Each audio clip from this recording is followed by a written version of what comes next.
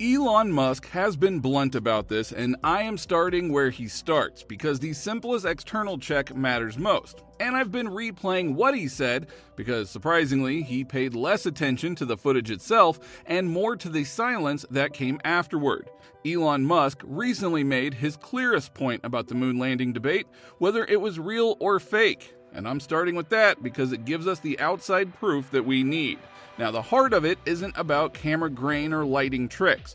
It's about whether anyone outside of NASA could catch a fraud in real time. Tie that to our series, rivals were listening and ready to pounce, and the hypothesis becomes falsifiable. If you fake it, adversaries with antennas expose you. The Apollo program was a sprint built on Cold War urgency, and that urgency created independent listeners everywhere. Cold War politics made public humiliation a competitive sport. That's the backdrop. When the host nudged Musk toward the rumor mill, he didn't mince words. He waved off the hoax idea and pointed at the obvious sanity check. Competitors like the Soviet Union were listening, tracking, and more than ready to pounce on any fraud. He has shared that argument online as well. When you factor in the worldwide tracking systems back then and the confirmed lunar missions today, it is easy to see why so many people find his certainty convincing. In a world where your rival can blast your reputation, you don't bet everything on silence. Within that incentive structure, the very existence of rival tracking ended the moon landing debate before comment threads even existed. The risk of instant exposure was too high to attempt deception. And with that framing, the question becomes, what proof actually supports the certainty behind his stance? Before debating camera quirks, remember the openness of Apollo's transmissions. Here's where optics and broadcast tech matter. The live TV wasn't a pristine fiber feed. Apollo's live pictures weren't a pristine direct stream. Cameras transmitted a slow scan format that then had to be converted on the ground, which cost picture quality, but added places where outsiders could check timing and frequency behavior. For the first step itself, the signal went through ground stations and conversion gear before it reached home TVs. It was a relay path, not a fiber-clean pipeline, and the historical record backs that attitude up. During Apollo, worldwide radio observatories, including those in allied and rival nations, were following every beep. Carrier shifts, Doppler curves, and delay lines matched celestial mechanics that anyone with the right gear could verify. In fact, even the most famous moment when Neil Armstrong stepped onto the moon wasn't what viewers think of as a direct feed. It was first projected onto a screen at NASA and then refilmed for broadcast, which then further explains why the footage looks degraded.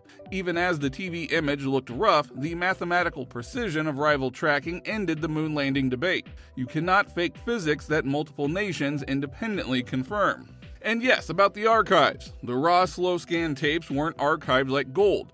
They were treated like routine media, an archival failure, not a conspiracy. So what actually supports that belief? Well, start with the ground network that corroborated one another in real time. Honeysuckle Creek, the U.S. dish at Goldstone and Parks in New South Wales, plus British and European partners handed off, compared, and logged consistent results. These weren't theatrical cutaways. They were parallel measurements lining up on timestamps, carrier behavior, and signal strength. The redundancies are the point. Independent stations agreeing on the same physics is precisely how rival tracking ended the moon landing debate, transforming boring telemetry logs into unassailable proof that sheer consensus across competing interests. And if you're asking for the photographic side, the exposure settings needed to capture sunlit suits and terrain crush faint background points. The stars don't show because the subject is blazing. Electronics and antennas tell one story, rocks and lasers tell the same one. And this is the bigger picture. True lunar science requires real presence in samples, not studio tricks.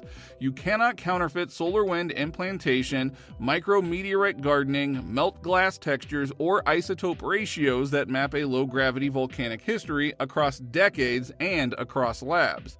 The kicker is that two nations, decades apart, brought back lunar samples displaying the same signatures, radiation damage, volatile element profiles, and geologic timelines that interlock. Separate labs, separate politics, matching fingerprints.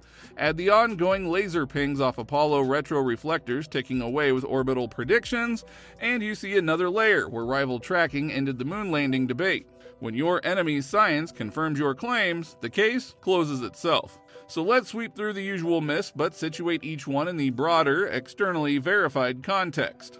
Stars and photos. Short exposures for blinding daylight terrain erase faint pinpoints. Basic photography. The broadcast looked janky. Well, that's the scan conversion pipeline, not evidence of a set. Let's deal with the famous flag. To some eyes, the fabric seems to wave, as if breeze were pushing it. The crossbar held it out, the crew's twist introduced motion. And since space is a vacuum with no air to slow things down, the fabric swung back and forth for a short time before coming to rest. Dust behavior? In 1/6G with no air, particles arc and fall on clean trajectories. No billowing plumes, dust staying close to the ground. That's the physics that a soundstage cannot fake. And remember, these visuals don't stand alone. They sit beside third-party station logs demonstrating once more that rival tracking ended the moon landing debate, not through single pieces of evidence, but through overwhelming convergence from hostile witnesses. Stack the incentives, the radio audits, the station cross-checks, the lab-verified samples, and the simple physics, and the pattern is clear. The multifaceted nature of rival tracking ended the moon landing debate by making Apollo transparent to adversarial scrutiny.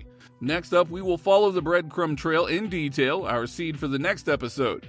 The first step signal path proves authenticity. And that is why when Musk shrugs at the hoax idea and points to rivals who were listening in real time, it doesn't feel like hand-waving. It feels like the way you'd audit any grand claim. The moon landing continues to spark curiosity, controversy, and heated discussion more than 50 years later. And that is why people are still talking about it today. And maybe that's the real lesson buried under all the noise. The moon landing isn't just about dusty footprints or grainy video. It is about how truth gets tested in the harshest spotlight imaginable.